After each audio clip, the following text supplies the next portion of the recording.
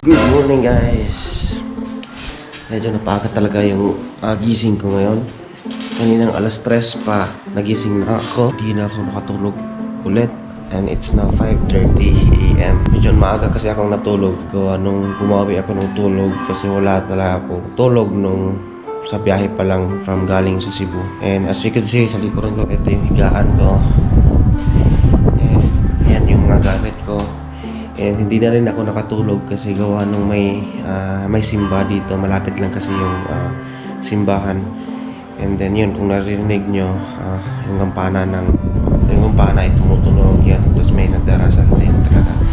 Nag-start yung pagdarasal siguro mga 4:35 o 5 AM siguro. And yun, hindi na ako nakatulog din. Ano na naman ba ang gagawin ko ngayon guys? Siguro matutulog ako maya magte-temperature muna ako kasi yung temperature dito dapat maipasa every 6 AM before 6 AM at before 6 PM ng gabi o ng hapon. Saan yung temperature dito? Wala. Ano kaya yun? Yan, medyo maliwanag na rin sa labas kasi it's 5:39 AM na. Sana kaya yung body temperature. Pasensyahan na kasi medyo makalat pa yung hindi pa ako masyadong nakapag-ayos gawa nung talagang pagod talaga ako sa biyahe. Yan, tutusok ko na yung temperature ko. Yan. Minomonitor kasi yung temperature natin. Yan, nilagay ko dito sa... Yan. Minomonitor kasi yung body temperature namin. And kailangan i-submit. May GC naman kami sa Messenger kaya doon na lang namin pinapasa yung temperature namin. Labas tayo guys. While waiting sa body temperature ko. May tao ba dyan? Yan guys, ito yung labasan. It's now 5.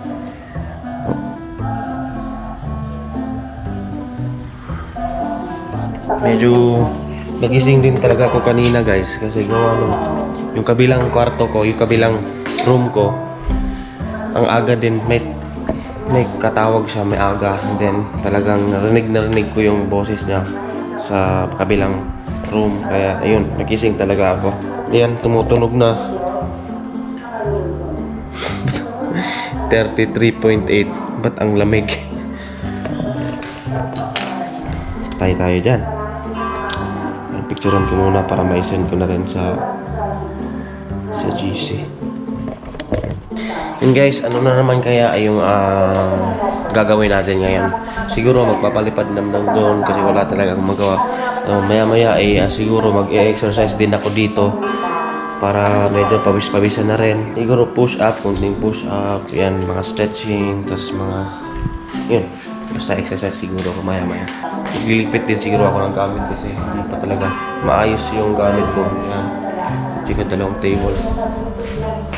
Then din yung CR. Maya-maya siguro guys ay pagka nalinis ko na rin to, magbablog ako ulit. Abangan nyo ang aking vlog. Yan, update na lang ako maya-maya guys ha. Yo guys, good morning. Ito na po ang day 2 ng aking quarantine.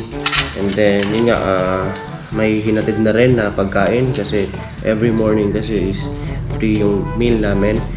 And then actually nakatulog talaga ako kanina. And then ginising lang ako ng tagahatid ng pagkain. Buti nga nagising ako kasi hindi talaga ako nakatulog kanina kasi maaga akong nagising kanina bandang 3 AM and then hindi na ako nakatulog ulit. So ngayon ay kakain tayo and samahan nyo ako sa aking pagkain. Meron tayong, marami pa rin yung rice, sobrang dami. Meron tayong sitaw na may itlog saka isang hotdog yan, saka maraming rice. So paano kaya yung diet natin dito? Yan, kain tayo. Kain guys, nakaantok pa ako.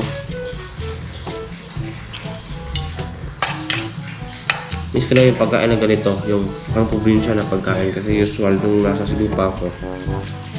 Wala kasi masyadong nagtitinda ng gulay doon, and then usually kami doon ay nagbabarbecue lang. Yan mga fast food minsan gano'n. Pero pagka dito sa probinsya, ang daming yung mga lutong probinsya, yung mga gulay. Then yun talaga yung namimiss ko pag dito ako sa probinsya.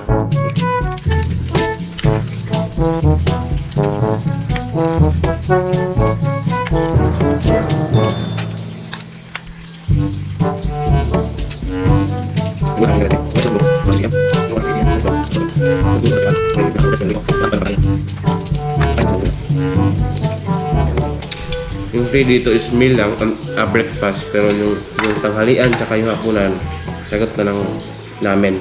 So ang ginagawa ng pamilya ko ay hinahati na ako ng pagkain tuwing tanghalian tsaka hapunan. Kaya salamat sa pamilya ko dyan, especially sa mama ko kahapon, unang naghatid talaga ng pagkain. Sa gabi, yung ate ko na naman yung katid. Kaya salamat sa effort ng mga pamilya ko dyan. Dito na, and then parang naboboring na ako dito. Iba talaga kapag nasa bahay.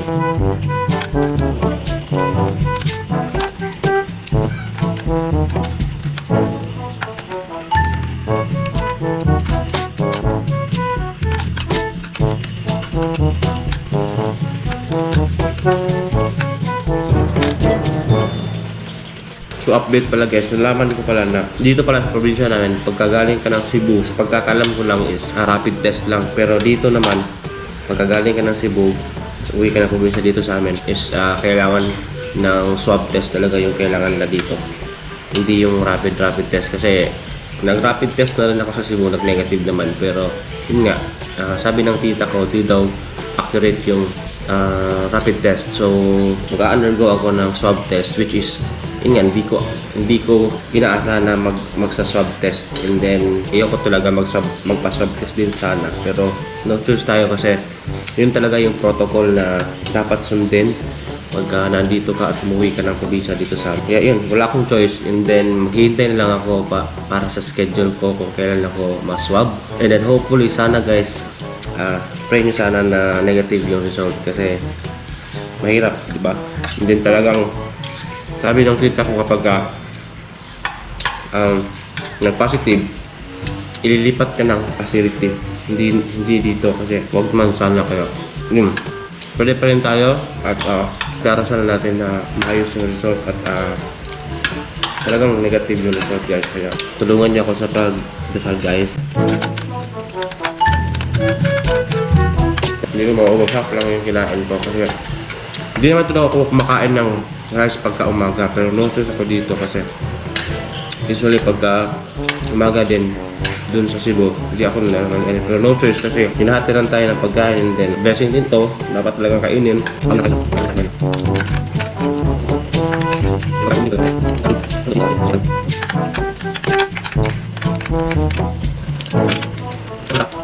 Yan guys, may half price pa, hanggang tapos na tayo. Kita-kits mamaya kasi siguro, ano naman yung gagawin ko dito mamaya? Mag-exercise siguro, konting palipad din ng drone, yan lang.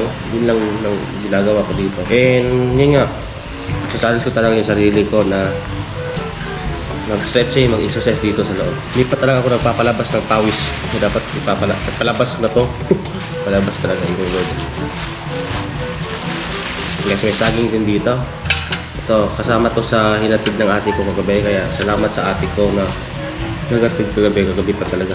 Maya ito, magagamit pa to sa tanghalian. Kaya siguro kung hindi pa papanis ay reserve ko na lang dito at takpan ko na lang muna siguro. So, kita-kits mamaya guys. Tawakan niyo ako mamaya.